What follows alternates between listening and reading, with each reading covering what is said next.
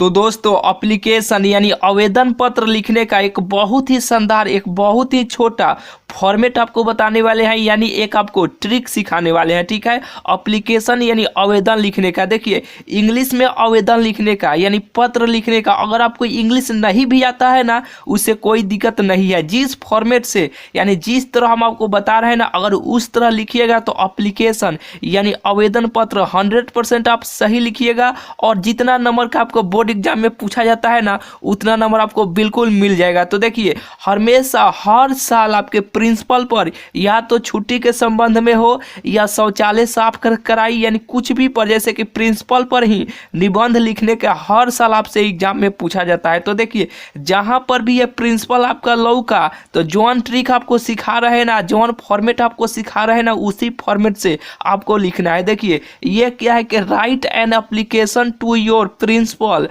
For 10 days leaves, यानी 10 दिन के छुट्टी के लिए अपने प्रिंसिपल यानी अपने प्रधानाध्यापक के पास एक पत्र लिखिए। इसी तरह से आपके एग्जाम में पूछेगा, लेकिन आपको कुछ मालूम नहीं है कि कैसे क्या लिखना है। तो देखिए जॉन सीक्रेट क्या बोले हैं कि जॉन सीक्रेट आपको यहाँ पे सिखा रहे हैं ना, उसी सीक्रेट से यानी उसी ट्रिक से आपको लिखना है। तो 10 दिन के छुट्टी के लिए यह निबंध है। तो देखिए किस तरीका से आप लिखिएगा। देखिए हमेशा आपको टू लिखना है और उसके डायरेक्ट नीचे यानी एकदम जस्ट नीचे द प्रिंसिपल आपको लिखना है, यानी द प्रिंसिपल आपको लिखना है। लिखने के बाद देखिए द प्रिंसिपल जब आप लिख दिए, वो देखिए अगर प्रिंसिपल के स्पेलिंग में अगर आप गलती होते हैं ना यानी गलती करते हैं उससे कोई दिक्कत नहीं है। अगर गलती प्रिंसिपल का नाम नहीं लिखने आता है कि PRINCIPL होता है तो इसमें देखिएगा ऊपर दिया रहेगा, सेम लेकर आपको उतार देना है। याद कौन करना है कि टू और उसके जस्ट नीचे में द टू द प्रिंसिपल लिख दिया, उस पर से अपने स्कूल का नाम जो भी स्कूल का नाम रहेगा ना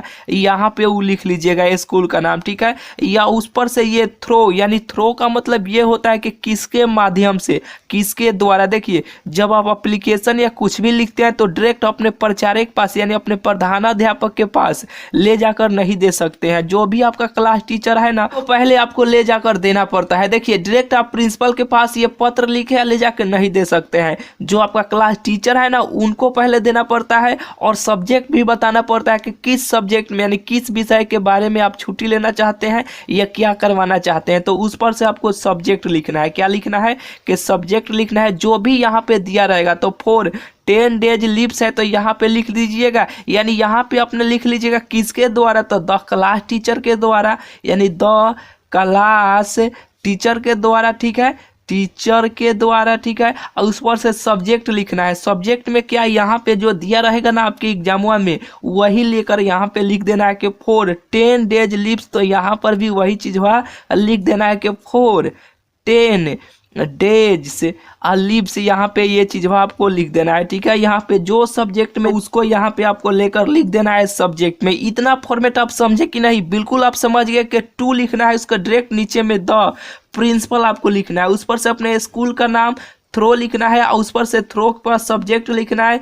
इसका मतलब ये होता है कि किसके द्वारा किसके माध्यम। ठीक है, तो क्लास टीचर के माध्यम से। सब्जेक्ट तो किस विषय के बारे में, तो फॉर 10 डेज लीव्स यानी 10 दिन के छुट्टी के लिए। ठीक है, इतना आप बिल्कुल आप समझ गए। इतना ही से आप लिखिएगा ना सजा कर, तो आपको बिल्कुल जो कॉपी चेक करने वाला रहेगा तो ये जितना नंबर का रहेगा ना उतना नंबर दे देगा आपको। वो उतना ही से समझ जाएगा कि आप किस यानी किस कैटेगरी का यानी किस तरह आप लिखे, इतना ही से समझ जाएगा। इससे नहीं समझता है तो देखिए उसके लिए भरमाने के लिए यहाँ पे और चीज लिखा गया। आपको तो आवेदन आता है नहीं, ये ट्रिक अगर आप लगा देते हैं ना, इतना चीज आप लिख कर यानी अभी याद कर लेते हैं और उस एप्लीकेशन में अगर इतना चीज अगर लिख देते हैं ना तो समझिए कि आपका जो एप्लीकेशन है ना बिल्कुल परफेक्ट व 100% करेक्ट सही हो गया। ठीक है, क्या करना है कि इतना चीज आपको लिख देना है। लिख लिए, उस पर से सर का देना है उसके डायरेक्ट नीचे से। ठीक है, लिखना है ये चीज आपको याद इतना कर लेना है कि most humble and respectfully I beg to state that. इतना चीज आपको याद कर लेना है किसी भी हाल में। इसका अर्थ यह होता है ना कि मैं विनम्र में या सम्मान पूर्वक यह कहना चाहता हूँ कि ठीक है I most humble and respectfully I beg to state that, यानी मैं विनम्रता पूर्वक या सम्मान पूर्वक यह कहना चाहता हूँ कि इतना चीज़ आप लिख दिए, आपको तो आता है नहीं कुछ,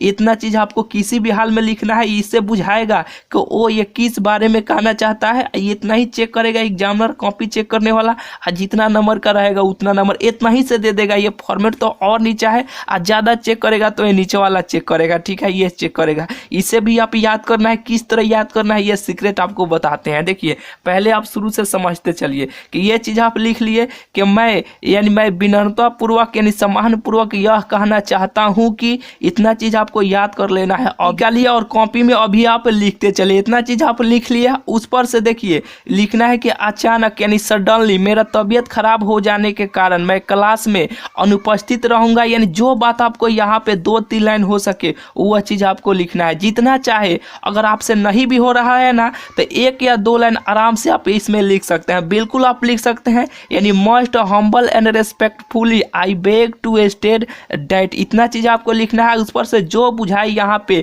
वो चीज़ आपको भर देना है कि अचानक मेरा तबीयत खराब हो जाने के कारण। यानी इसको इंग्लिश में करने नहीं आता है तो जो क्या बोल रहे हैं कि जो आपको बुझाए वो चीज़ आपको यहाँ पे बात लिखना है। लिखने के बाद उसके जहाँ पर भी खत्म होगा उसके डायरेक्ट नीचे से क्या करना है कि उसके डायरेक्ट नीचे से I therefore request you to grant me, ये चीज़ आपको लिख देना है। क्या लिखना है कि I therefore request you to grant me. इसका अर्थ यह होता है कि इसलिए मैं आपसे विनती या अनुरोध करता हूँ कि मुझे इतना दिन या उतना दिन, जितना दिन का छुट्टी मांग लेते हैं ना उतना दिन की अनुमति दे या छुट्टी दीजिए, ठीक है। I therefore request you to grant me, इतना लिख देना है। लिखने के बाद यहाँ पे जो बुझाए कि इतना दिन का हमें छुट्टी चाहिए, 10 दिन के, 5 दिन के, जितना दिन का बुझाए ना उतना चीज़ यहाँ पे आपको लिखना है। नहीं आ रहा है ना तो जो क्या बोल रहे हैं, जो आपको बुझा रहा है वो चीज़ यहाँ पे आपको लिखना है। लिखने के बाद यहाँ जैसे ही खत्म होगा उसके बाद लिखना है कि आई शैल बी